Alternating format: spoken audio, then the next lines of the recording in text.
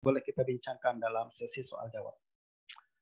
Yang terakhir adalah tafarud dan bagaimana kita nak berinteraksi dengan sebuah hadis yang berlaku tafarud dalam sanad tersebut. Apa itu tafarud? Ulang sikit. Tafarud ialah seorang perawi meriwayatkan sesebuah hadis, sama ada sanad ataupun matan ataupun kedua-duanya sekali, secara bersendirian dan tanpa sokongan sama sekali. Tak ada mutaba'ah, tak ada syawahid. Itulah yang itulah kondisi yang kita namakan sebagai tafarud. Istilah lain bagi tafarud, ulama sering guna gharib, ulama sering guna fard. Hadis fard atau hadis gharib itu adalah menunjukkan berlakunya tafarud dalam sanad ataupun matan hadis tersebut. Dan tafarud terbagi kepada dua, yaitu tafarud mutlak dan tafarud nisbi. Tafarud mutlak atau gharib mutlak atau gharib nisbi. Apa yang dimaksud dengan tafarud mutlak? Yaitu perawi bersendirian meriwayatkan sanad dan matan hadis tanpa ada jalur sanad lain sama sekali. Jadi perawi ini hanya dia seorang yang membawakan sanad macam ni dan matan macam ni. Nah, dan sekali lagi, untuk menetapkan tafarud ni bukan kita. Kita kena rujuk kepada a'immah yang mujtahid mutlak dalam hadis. Siapa antara mereka adalah Imam Tirmizi, Imam Bukhari, Imam Daruqutni, banyak menyebutkan perkara ini, juga Imam Tabarani, Imam Bazzar sering mengungkapkan atau menghukum satu hadis sebagai tafarrud. Nah, itu adalah ucapan yang kredibel dalam perkara ini. Apabila mereka mengatakan tak ada sanad lain, kita boleh ambil. Tapi kalau ulama mutaakhirin tak boleh buat macam itu. Mereka tak boleh katakan tak ada sanad lain bagi periwayatan hadis ni. Tak, sebab mereka tidak menguasai semua sanad seperti mana a'imah mutaqaddimin dulu. Justru hanya a'imah mutaqaddimin yang boleh katakan hadis ini tafarrud ataupun tidak bertafarrud. Nah, nisbi adalah perawi bersendirian meriwayatkan sebuah hadis yang masyhur daripada sebuah sanad yang berbeza. Maknanya hadis ini sebenarnya masyhur dengan sanad yang lain, tapi ada satu bentuk sanad daripada sanad tersebut yang bersendirian perawi meriwayatkannya. Nanti kita akan tengok bentuk dia. Atau hadis ini bersendirian dengan membawa tambahan. Ada satu lafaz yang dia bawakan, tak ada orang lain yang riwayatkan lafaz itu. Padahal yang meriwayatkan hadis ini banyak. Tapi yang bawa lafaz ini hanya dia seorang. Nah, ini pun dikira sebagai tafarrud nisbi. Tak apa, saya yakin kalau teori saja kita nak sukar, nak faham kan. Saya nak tunjuk secara praktikal. Nanti kita akan lihat, pertama berikutnya kita akan tengok apa yang mesti dilakukan dalam tafarrud. Tuan-tuan, secara kaedahnya tafarrud perawi lemah ditolak. Confirm lah. Kalau yang bertafarrud dengan sanad secara mutlak atau secara nisbi ini perawi yang dhaif, tentulah kita akan reject dan hukumkan lemah. Tapi kalau yang bertafarrud tu adalah perawi thiqah, ini yang jadi isu. Kalau yang bertafarrud tu adalah perawi thiqah. Dalam kes ini, ulama hadis tidak memberikan satu kaedah umum. Mereka tak kata terima, mereka tak kata reject. Apa yang mereka katakan adalah kaji secara mendalam. Ini yang akan kita buat nanti. Jadi mereka dalam tafarrud thiqah sekali lagi tidak diterima ataupun di-reject secara mutlak. Tapi kena menuntut kajian yang saksama. Nah, ini yang sering diabaikan oleh pengkaji hadis pada hari ini. Tadi telah saya katakan, tuan-tuan, ramai para pengkaji hadis pada hari ini yang tengok tafarrud thiqah terus mereka terima saja. Ini yang bertafarrud ni thiqah, terima. Yang membawa tambahan ni thiqah, terima. Itu adalah satu tindakan yang melulu, ya. Dia tidak mencerminkan pandangan alul hadis yang pakar di kalangan mutaqaddimin. Kalangan mutaqaddimin dalam perkara ini adalah mereka tak kata terima secara mutlak, mereka tak kata reject secara mutlak, tapi kaji secara lebih mendalam baru hukum terima atau reject. Nah, bagaimana kajian tersebut dilakukan? Kajian itu dilakukan dengan memeriksa status perawi yang bertafarud itu, walaupun dia siqah, hubungan dia dengan gurunya macam mana, dan korinah-korinah lain yang perlu kita ambil kira. Ya, secara umum tuan-tuan, perawi tafarud yang diterima ni adalah apabila seorang perawi yang siqah ni adalah best student. Hubungan dia rapat dengan gurunya. Dan ini yang kemudian kita dituntut untuk mengetahui tabaqat perawi. Tabaqat perawi. Sebagai contoh, Imam Ibn Shihab, dia punya murid ramai, ratusan. Ya tak? Dan murid-murid tersebut dibagi menjadi 10 tabaqah. Tabaqah yang pertama yaitu Imam Malik, Ibnu Uyainah, Ubaidullah bin Umar, Ma'mar, Yunus, Uqail, Shu'aib. Ini kalau mereka membawa tambahan atau mereka bertafarud daripada Zuhri, mungkin kita terima. Tabaqah yang pertama nih, best student kalau dia bertafarud daripada Zuhri, mungkin kita terima. Kenapa? Sebab mereka rapat hubungan dengan Zuhri. Kita boleh katakan dia boleh mendengar daripada Zuhri perkara yang tak didengar oleh murid yang lain. Kenapa? Hubungan dia rapat dengan Zuhri. Mereka selalu hadir. Yang lain kadang hadir, kadang tak hadir. That's why kadang mereka mendengar hadis daripada Zuhri, orang lain tak dengar. Sebab hubungan mereka rapat. Ya tak? Justru tabaqah yang pertama ni saja. Kalau mereka bertafarud daripada Zuhri, kita terima. Tapi tabaqah yang kedua hingga terakhir di kalau mereka bertafarud, membawa hadis daripada Zuhri yang tidak diriwayatkan oleh murid-murid yang lain, kita reject. Walaupun mereka siqah, Sebagai contoh, tabaqah yang kedua ada Imam Auza'i, ada Imam Lais, ada Abdurrahman bin Musafir, ini imam semua. Imam, siqah. Tapi kalau mereka bertafarud daripada Zuhri, dia meriwayatkan sebuah hadis yang tidak diriwayatkan oleh Malik, oleh Ibnu Uyainah dan lain-lain, kita reject hadis mereka. Kenapa? Sebab hubungan dia tak rapat dengan Zuhri. Takkan orang yang rapat dengan Zuhri tak dengar, awak yang hadir jarang-jarang boleh dengar, betul tak? Mustahil, tak mungkin ada berlaku perkara itu. Nah, perkara ini berlaku pada semua perawi yang lain selain Imam Ibn Shihab. Justru penting tuan-tuan ya, dalam perbincangan berkenaan dengan tafarud, kita kena rujuk kitab-kitab rijal yang besar-besar. Dia tak boleh kitab yang hanya menyebutkan simpulan siqah saja, simpulan dhaif saja, tak. Dia tak memberikan gambaran adakah hubungan dia dengan gurunya rapat atau tak rapat. Justru kita kena rujuk kepada kitab-kitab yang lebih besar dalam menilai perkara. Sebagai contoh agar lebih jelas perbincangan kita secara praktikal, saya bawakan sebuah hadis daripada Musnad Al-Bazzar. Beliau mengatakan haddatsana Muhammad bin Musanna qala akhbarana Ibrahim bin Umar bin Abil Wazir qala akhbarana Zanfal Abu Abdullah Al-Arafi kana yanzilu Arafat qala haddatsana Ibnu Abi Mulaikah an Aisyah an Abi Bakar anna Nabiy sallallahu alaihi wasallam kana idza arada amran qala Allahumma khirli wa khtarli. Nah, ini kata Imam Al-Bazzar. Imam Bazzar adalah imam mujtahid mutlak. Beliau mengatakan wa hadzal hadis la na'lamuhu yurwa 'anin Nabi sallallahu alaihi wasallam illa min hadzal wajh bi hadzal isnad. Tengok, ini adalah menunjukkan bahwa sanad ini bertafarud. Tak ada sanad lain, hanya sanad ini saja. Tak ada mutabaah, tak ada syawahid bagi riwayat hadis ini. Wa zanfal hadza qad haddatha anhu ghairu insan illa annahu la na'lamu anna ahadan rawa hadzal hadis ghairuhu falidzalika dzakarna.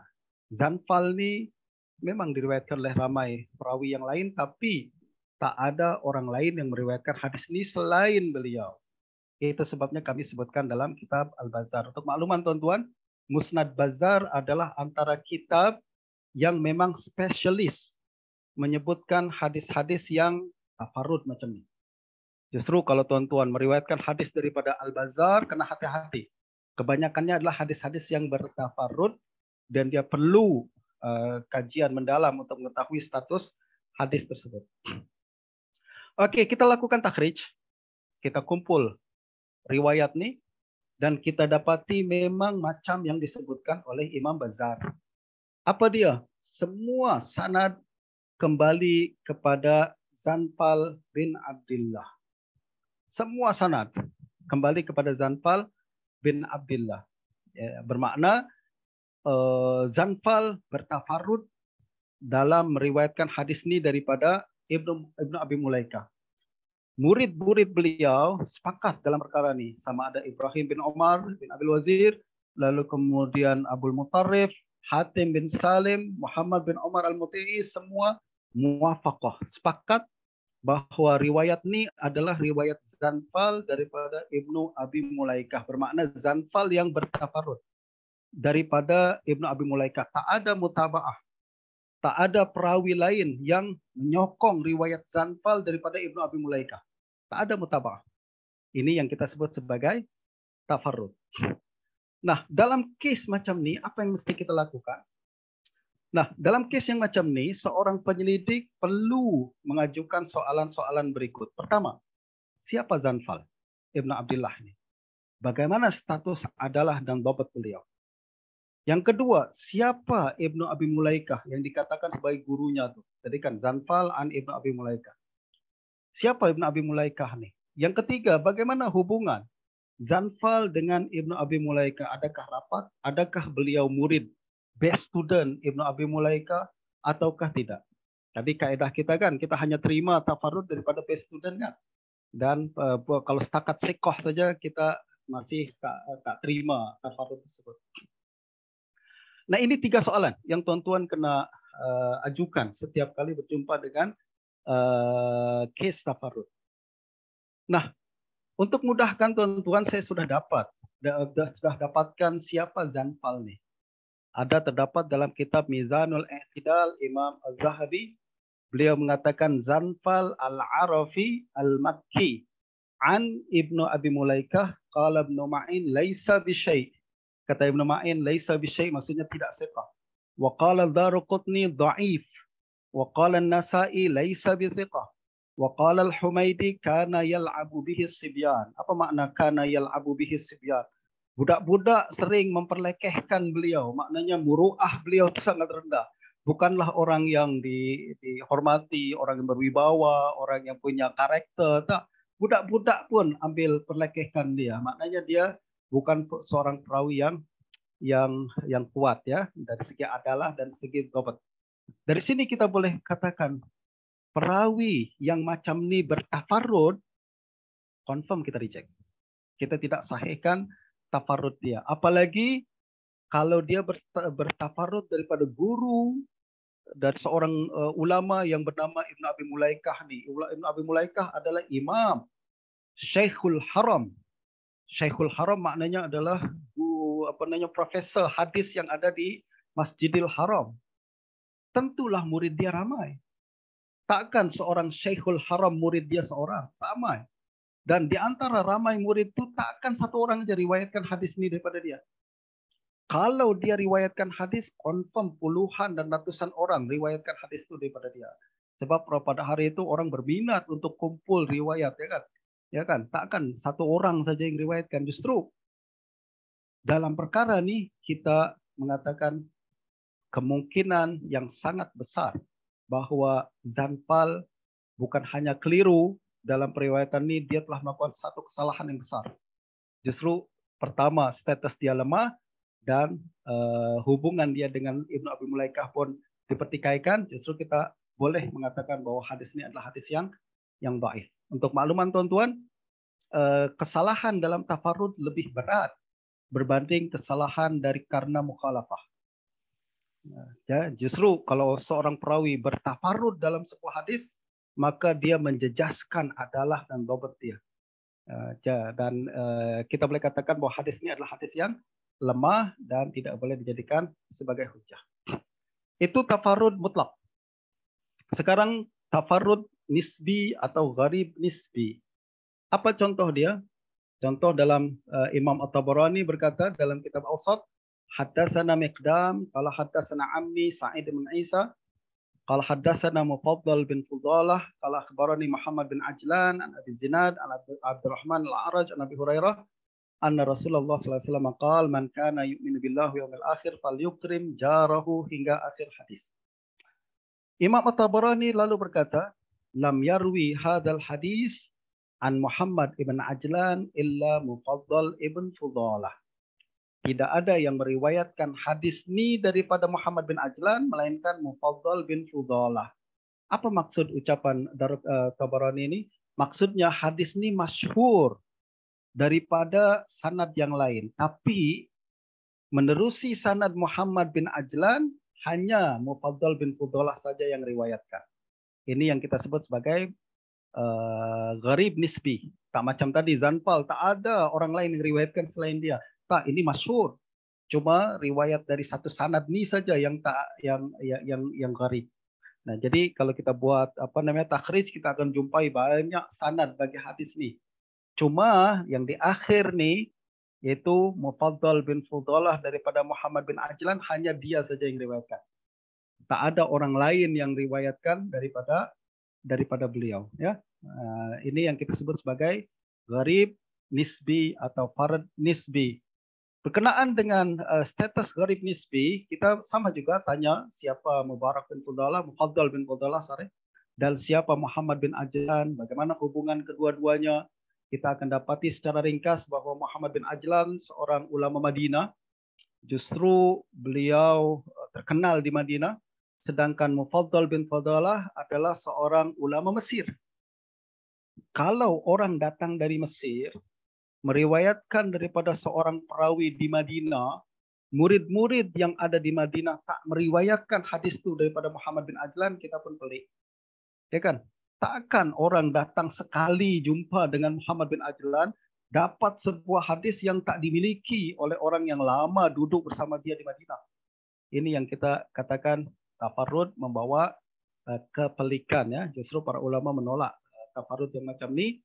Lalu kemudian sekiranya kita menghukum lemah sanad Mufaddal bin Fudalah sekalipun, maka ia tidak menjejaskan status keseluruhan hadis. Kalaupun kita katakan riwayat Mufaddal ibn Fudalah an Muhammad bin Ajlan ini lemah, ya, tapi matan hadis itu tak lemah sebab diriwayatkan dengan sanad yang lain. Itu yang kita perbezaan daripada gharib nisbi dengan gharib mutlak. Kalau gharib mutlak kita hukum lemah sanad tu, lemahlah hadis tu. Tapi kalau gharib nisbi ini kita hukum lemah sanad ni, dia tidak menjejaskan keseluruhan hadis karena diriwayatkan dengan sanad-sanad yang lain. Yang terakhir tuan-tuan, termasuk daripada gharib nisbi adalah tafarrud dengan tambahan lafaz dalam matan. Sebagai contoh, riwayat daripada Anas bin Malik radhiyallahu anhu bercerita berkenaan dengan mukjizat baginda Nabi. Satu ketika mereka berjalan dalam satu tempat, tak jumpa air, lalu kemudian Nabi minta air dan masukkan tangan Nabi dalam air tersebut sehingga keluar dari jari jemari baginda Nabi SAW air. Itu kan, ini satu hadis yang cukup masyhur. Jadi keluar mukjizat daripada jari Nabi, keluar air. Lalu ada satu lafaz yang disebutkan hanya oleh satu orang perawi saja. Nabi mengatakan tawaddau bismillah. Sila berwudu dengan nama Allah. Ini adalah satu tambahan lafaz yang hanya diriwayatkan oleh satu orang saja. Nah, kalau kita takhrij hadis ini kita akan jumpai macamnya. Jadi banyak yang riwayatkan hadis ini daripada Anas bin Malik. Ya tak? Akan tetapi riwayat tawaddau bismillah tak ada yang sebutkan, melainkan riwayat Ma'mar saja. Ma'mar meriwayatkan daripada Sabit wa Qatadah daripada Anas. Dalam riwayat tersebut ada kalimat tawaddau bismillah. Sedangkan riwayat-riwayat yang lain yang juga meriwayatkan daripada Sabit dan juga meriwayatkan daripada Qatadah, mereka tak ada sebutan tawaddau bismillah. Mereka hanya menceritakan kisah itu saja. Kisah baginda Nabi dan para sahabat cari air, lalu Nabi jumpa air, lalu mengeluarkan masukkan jari, keluar air daripada jari Nabi. Ya, ada. Tapi kalimat tawaddau bismillah tak ada. Hanya ada dalam riwayat Ma'mar sahaja. Nah, dari sini untuk makluman tuan-tuan, hadis ini berkaitan dengan satu hukum yang cukup penting, ya, yaitu adakah mengucapkan bismillah sunat atau tidak sunat ketika berwudu? Ya, berwudu adakah sunat membaca bismillah atau tak? Nah, ini adalah hadis yang paling sahih kata Imam Baihaqi yang menyebutkan perintah Nabi untuk mengucapkan bismillah.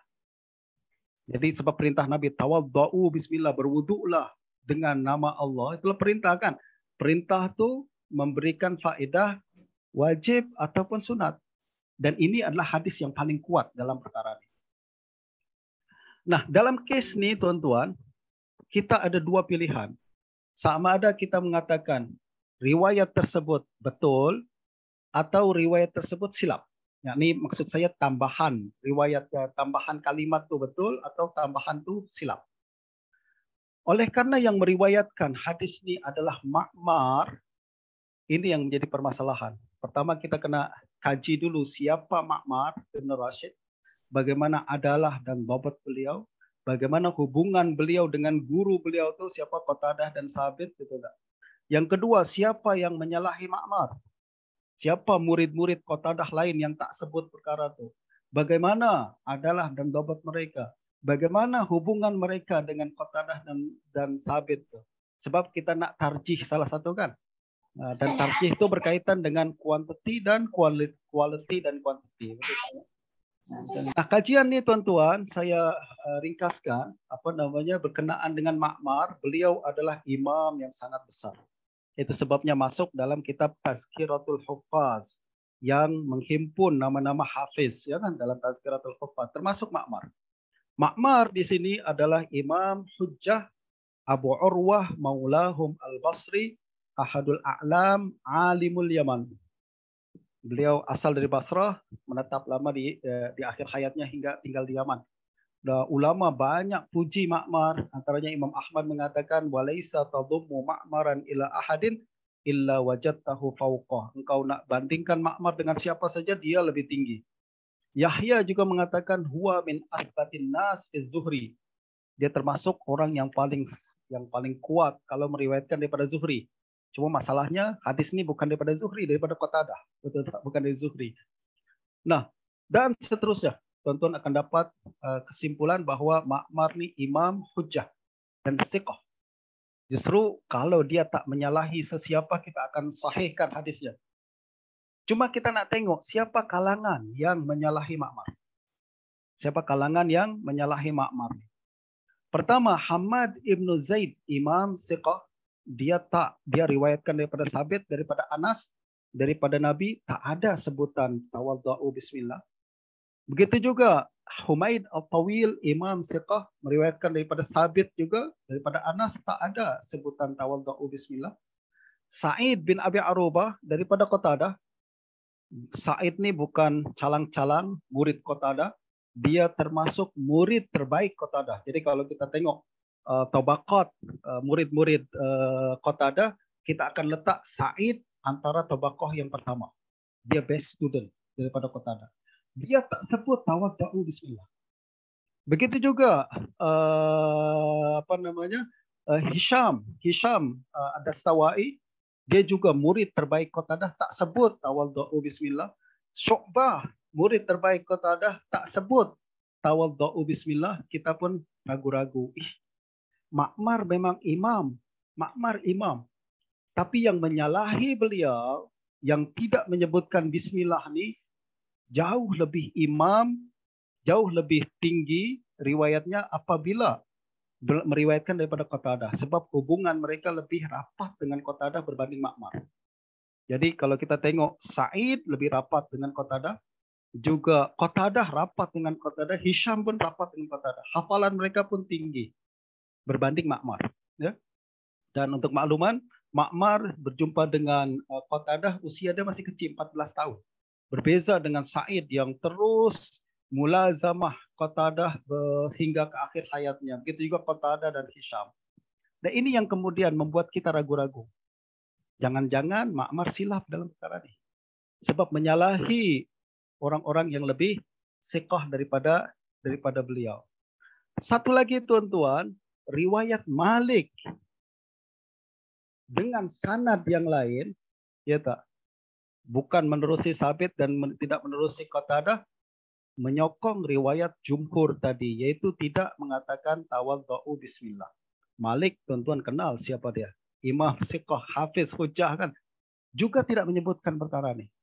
Ini yang kemudian kita boleh mengatakan bahwa mungkin tambahan yang dibawakan oleh Ma'mar ini adalah tambahan yang syaz, tambahan yang silap daripada Ma'mar, walaupun Ma'mar Siqah. Sebab dari korinah-korinah, dari indikasi-indikasi yang kita nampak daripada riwayat-riwayat lain, kita nampak macam tambahan itu tidak ada. Mungkin Ma'mar tersilap dalam meriwayatkan hadis tersebut. Mungkin orang katanya, tapi Ma'mar kan siqah. Siqah pun boleh silap.